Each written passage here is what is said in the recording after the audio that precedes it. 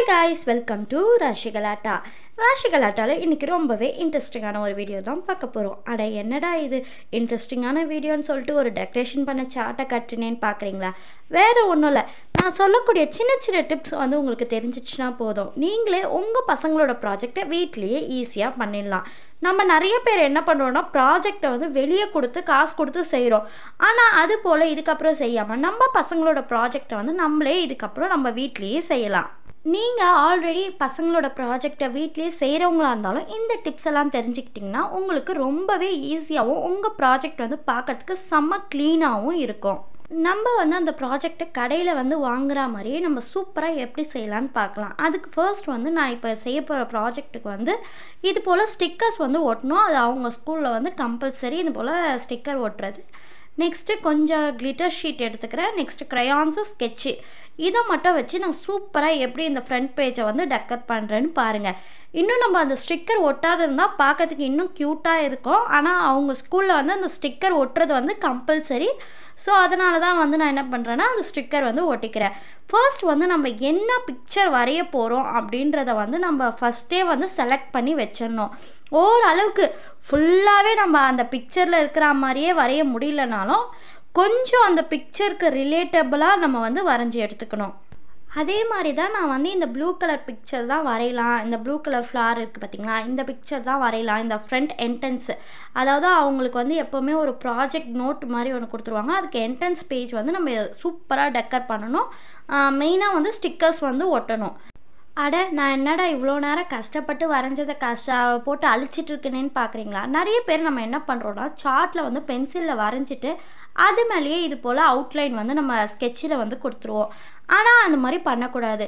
நம்ம வரைஞ்சது வந்து லைட்டாக வரைஞ்சால் பரவாயில்ல, கொஞ்சம் நம்ம அழுத்தி வரைஞ்சிட்டோம்னா என்ன பண்ணணும், இது போல் இரேஸ் பண்ணிவிட்டு நம்மக்கிட்ட பிளாக் பென் இருக்கும் பார்த்திங்களா, அந்த பிளாக் பென் வச்சு ஃபஸ்ட்டு வந்து ஒரு அவுட்லைன் வந்து கொடுத்துக்கணும்.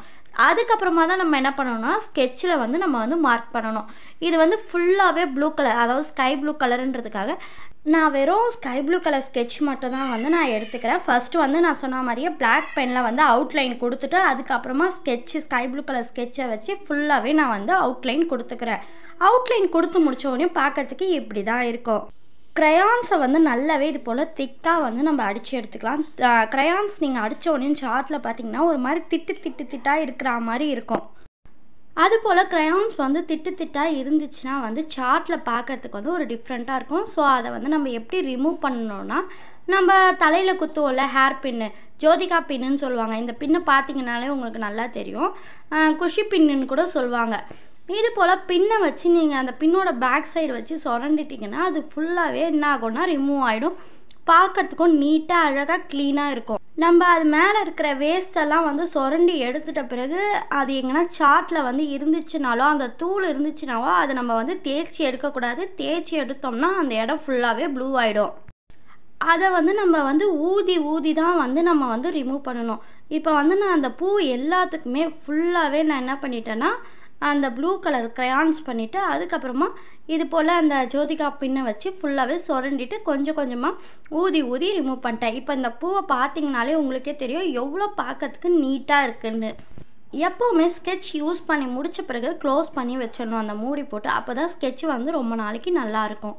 நெக்ஸ்ட்டு வந்து நம்ம அந்த டிசைனில் பார்த்தா மாதிரியே இது போல் ரவுண்டாக, அதாவது கேப்பாக விட்டு ரவுண்டாக கரெக்டாக நம்ம மேலேயும் கீழேயும் வந்து கரெக்டாக லெவலாக வந்து ரவுண்ட் போட்டு அந்த ரவுண்ட்லேயும் வந்து நான் என்ன பண்ணிக்கிட்டேன், ப்ளூ கலர் க்ரையான்ஸ் அடிச்சுட்டேன். பார்டருக்கு வந்து ப்ளூ கலர் ஸ்கெட்ச் கொடுத்துட்டேன்.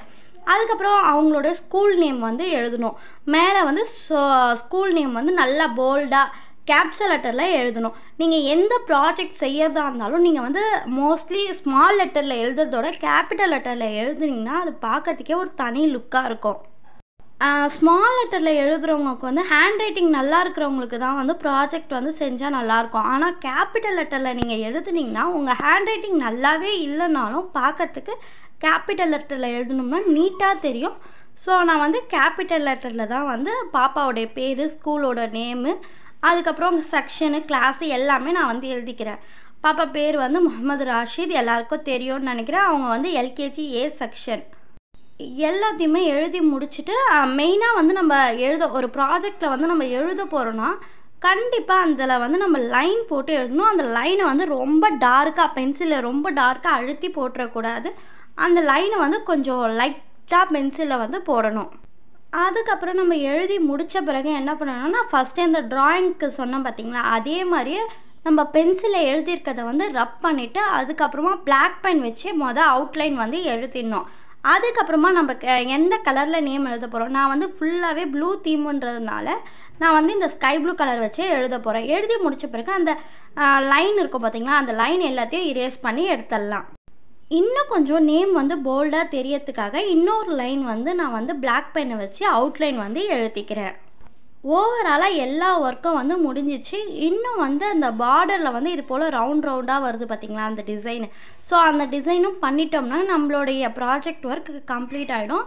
இதுதான் நம்மளோட ஃபைனல் அவுட்புட். அவங்க ஸ்கூல் ரூல்ஸ் படி இது போல் கலர் ஸ்டிக்கர் ஒட்டணும். அதுலேயும் மஸ்ட்டு வந்து இந்த ஏபிசிடி ஸ்டிக்கர், அதுக்கப்புறம் AAE இந்த மாதிரி ஸ்டிக்கர் இருந்துச்சுன்னா நம்ம வந்து கண்டிப்பாக ஒட்டணும். எனக்கு வந்து AAE கிடைக்கல. ஸோ நான் அந்த ஏபிசிடியும் அதுக்கப்புறம் அந்த ஹார்ட் அதையும் வந்து ஒட்டி எடுத்துடுறேன். இது ஒட்டுறதுக்கு முன்னாடியே நீட்டாக இருந்துச்சு. ஆனால் அவங்க ஸ்கூல் ரூல்ஸ் படி இது ஒட்டி தான் ஆகணும். ஸோ அதனால் நம்ம ஒட்டி எடுத்துக்கலாம். அதுக்கப்புறம் நம்மளோட ஹீரோடைய ஃபோட்டோ, அதாவது நம்மளோட செல்ல பையன் ராஷிதோட ஃபோட்டோ வந்து கம்பல்சரி ஒட்டி ஆகணும். ஸோ அவங்களோட ஃபோட்டோ வந்து அவங்க நேமுக்கு மேலே இது போல் சென்டராக நம்ம வந்து ஒட்டி எடுத்துக்கலாம். இதை வந்து நான் சாதாரண கம்மை வச்சு தான் வந்து நான் ஒட்டி எடுத்தேன். அவ்வளோதான். இதுதான் அவனோட ப்ராஜெக்ட் ஒர்க், ஃபஸ்ட்டு ப்ராஜெக்ட். எப்படி இருந்துச்சுன்னு மறக்காத கமெண்ட் பாக்ஸில் கமெண்ட் பண்ணுங்கள். இந்த வீடியோ உங்களுக்கு ரொம்ப யூஸ்ஃபுல்லாக இருந்துச்சுன்னா மறக்காமல் சேனலை சப்ஸ்கிரைப் பண்ணி வச்சுக்கோங்க. இது போல் நிறைய tips video, kitchen tips video, home tips video, cleaning tips video நம்ம சேனலில் நிறைய இருக்குது.